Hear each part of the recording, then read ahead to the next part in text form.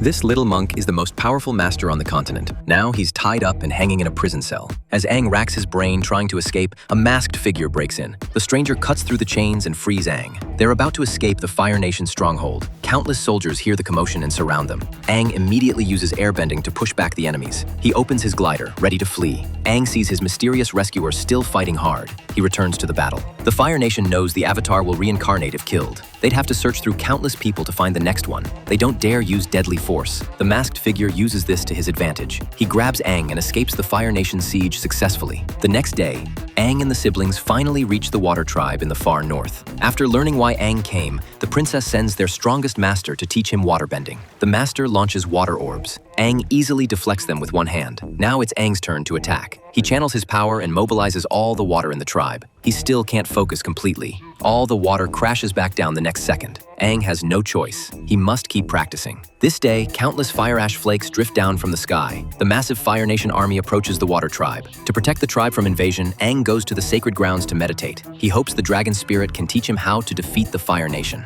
The Fire Nation launches their attack. They use flamethrowers to melt huge holes in the ice walls. Komodo rhino riders and soldiers pour into the tribe. The waterbenders fight on home turf. The Fire Nation soldiers attack relentlessly. The Water Tribe gets pushed back steadily. Meanwhile, Aang's consciousness enters the spirit world again. The dragon spirit tells him he must overcome his grief to truly master water's power. The endless ocean outside the tribe holds the key to defeating the Fire Nation. Aang awakens and joins the battlefield. He fights his way up to the city walls. Looking at the boundless ocean, memories of life with his fellow monks flood back. He finally overcomes his emotional barriers. Aang calms his mind and channels his power. His eyes and tattoos glow blue-white. In an instant, endless seawater rises and surges into the sky. Everyone stands stunned by this divine miracle. The Fire Nation fleet gets covered by seawater. They lose all will to fight. They immediately turn their ships around and flee the battlefield. It's finally over. All the Water Tribe people kneel on the ground.